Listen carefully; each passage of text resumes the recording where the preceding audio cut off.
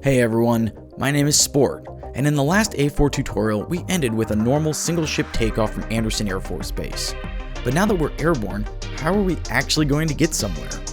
Well, in today's tutorial we're going to go over some of the basic navigation functions included in the community A-4E mod, and how to effectively use them to navigate to a waiting KC-130 out over the open ocean over 100 miles away.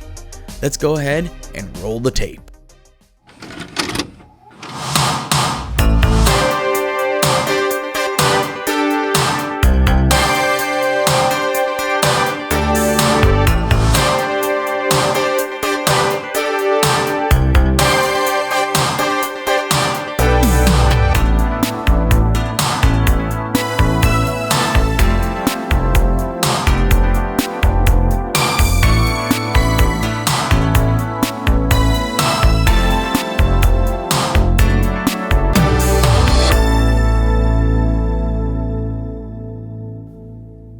Navigating around the battlefield can be disorienting and tricky, especially when you're over unfamiliar territory.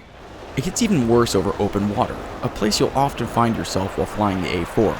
Without landmarks or references, it's easy to get turned around or find yourself drifting off course. The A4 has three primary forms of navigation: dead reckoning, in other words flying a set course using headings, timings, and ground checkpoints; TACAN, or Tactical Air Navigation System, which is a series of ground or sea-based radio beacons which provide bearing and range information to the pilot; and finally, the AN/ASN-41 Navigational Computer, which when coupled with the AN/APN-153 Doppler Navigation Radar, can provide the pilot with great circle routing from a known position to one of two stored waypoints, all while accounting for wind drift. Today, we'll be focusing on the latter two types of navigation, both of which are displayed on the Bearing, Distance, and Heading Indicator, or BDHI, which is located on the front instrument panel. TACAN was developed in the late 1950s as aircraft became more advanced, faster, and could fly much further distances.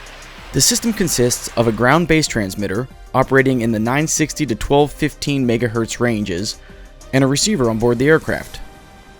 In theory, a TACAN should be able to provide azimuth and range data to up to 200 miles away.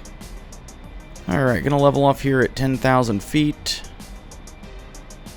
and pull the power back. There we go. Okay, so in order to allow me to better describe how to use the system and not concentrate so much on flying the airplane, I'm going to go ahead and engage the basic autopilot that's included with the mod. Okay, that looks good just about there. I'm going to engage autopilot with altitude hold and heading select of north. Okay, there we go. So we're on a north heading at 10,000 feet with the altitude hold, and I've got my power set to about 92% RPM. Seems to be holding pretty steady. Operation of the TACAN in the A4 is relatively straightforward. Simply place the mode selector into transmit receive, dial in your frequency, and make sure TACAN is selected as your BDHI source. Once the receiver picks up a signal on the frequency you've selected, you will hear the station's Morse code identifier in your headset. You should see BDHI needle number 2 point towards the station, and range information should be available. This provides you with a straight line azimuth to that signal.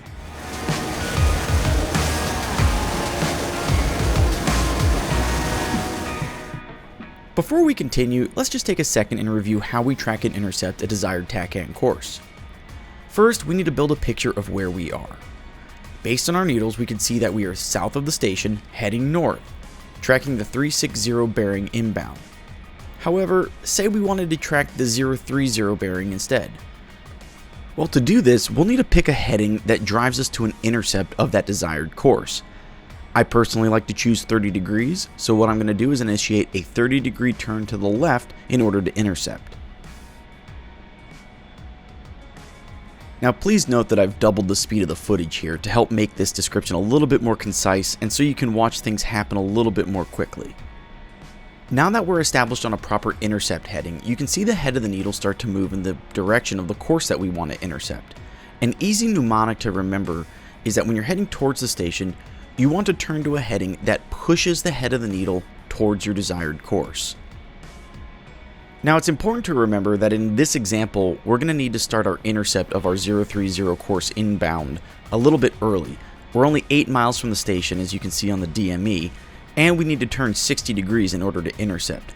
So I began the turn inbound about 13 degrees prior to our desired course, and this just comes with experience. The more you practice, you'll be able to see the rate at which you're intercepting your desired course, and you'll be able to judge when to make that turn.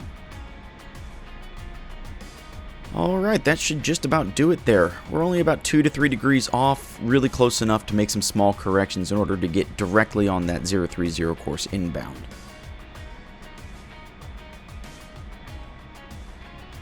At this point, I'm going to keep steaming towards the station. You can see our DME numbers start ticking down to 2, now just about 1.5, and there's station passage.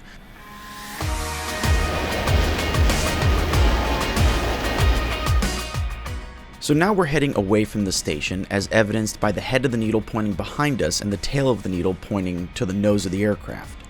And now that we're tracking away from the station, we're going to want to use the same technique as before, just in the opposite way. Let's say that we wanted to re-intercept that 360 bearing, but now outbound from the station. So what we're going to want to do is pick a new intercept heading at least 30 degrees on the other side of our desired course. So we're going to make this left-hand turn to 330.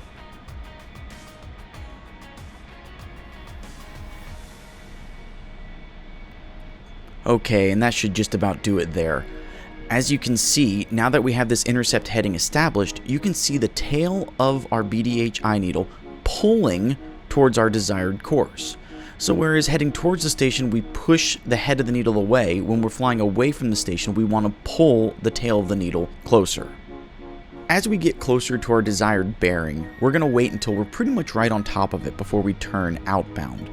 This is just because the lines of bearing are diverging as we get further away from the station, and we only have a 30-degree intercept to account for. Alright, that's getting pretty close. We're turning to our desired bearing. Undershot it just a little bit, so I'll let it come in just a little bit more before settling in on that 360 heading outbound. And like before, we're about 2 or 3 degrees within our desired bearing outbound, which makes it very easy to fine-tune later on. Unfortunately, the enemy doesn't place TACAN beacons on the ground for us to use, but thankfully we're equipped with another solution. Installed on the A4 is the AN-ASN41 navigational computer. While rudimentary by today's standards, this was cutting-edge technology back in the 1960s. This neat little box can compute the pilot's current position, wind speed and direction, distance to destination, and bearing and ground track relative to true heading. The system can also store up to 2 waypoints, which can be updated in flight, and by using its present position, can compute a navigational solution to your selected destination. It displays the magnetic head and ground track bearing on the BDHI and has 3 primary modes. Doppler, which continuously updates using the AN/APN-153 radar navigation computer, Memory Mode, which stores the last computed wind data if a temporary loss of Doppler function occurs, and Air Mass Mode, which uses manually entered winds aloft data based on the flight plan to compute ground speed and track.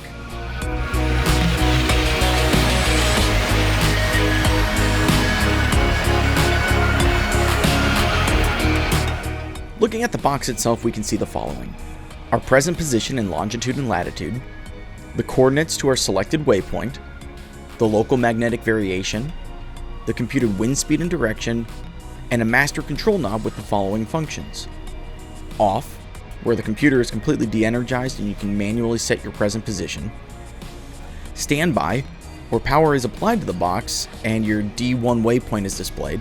You can also set D1 by using the push to set knobs or the slew knobs in this mode. D1, which displays the course and distance information to your first stored waypoint. D2, and if you can guess, this switches the guidance and distance information to your second stored waypoint. And a test position, which is used as a functional test during startup, which I covered in my last tutorial. So let's talk about how we use this in action. In order to get the computer to work properly, you need to be able to tell it where it's starting from. You can do this by setting a known position on the ground before takeoff, or you can fly over a known location and turn the computer on at the same moment as you fly over it. The latter is useful if you're taking off from a moving location like an aircraft carrier, or if the box has fallen out of sync due to heavy maneuvering and you need to update its location. It's important to note that your present starting point and your first waypoint are automatically loaded into the computer through the DCS mission editor, and can be found pre-populated on your kneeboard. Further, you can change your D1 and D2 waypoints while using the computer simply by right and left clicking on the lower portion of the slew knobs, but I'll talk more about this in a later video. I'm going to demonstrate the airborne method now. Currently I'm tracking towards the TACAN beacon at Anderson Air Force Base and have its coordinates punched into my current position. If you need to update this, make sure the computer is in standby and slew the numbers by holding left click and scrolling with your mouse wheel. So as we pass the station, I'm going to move my master control knob to D1, verify my Doppler radar is in C mode since we'll be flying over open water, and change my BDHI source to Nav Computer. If able, limit your turns to a bank angle of less than 30 degrees, else your Doppler radar loses sight of the ground and it reverts to memory mode. While not a huge deal, repeated hard maneuvering will cause the computer to drift and require a position update. So we can see our BDHI number 1 needle pointed towards our first waypoint, the DME showing that we just have under 100 miles to go, and BDHI number 2 is showing our current drift angle across the ground. You're going to want to turn just slightly opposite of this and make sure both needles are aligned to fly the most direct route to your destination. I've also started a shallow cruise climb to 18,000 feet or flight level 180, which is where our tanker will be waiting for us. And while we're cruising towards our tanker station, I wanted to take a moment to thank everyone who has stopped by the channel over the last few weeks. My channel has absolutely exploded with support, and many of you have decided to subscribe to my content. I hope I continue to earn your subscriptions, or at least a like and a comment to help me with the YouTube algorithm. So it looks like we're now within 10 miles of our tanker station waypoint. As you can see, my fuel transfer warning light has come on, telling me my wing tank is empty, and I only have fuel left in my fuselage tank. And as if right on cue, I can see the tanker making its outbound turn in front of us now.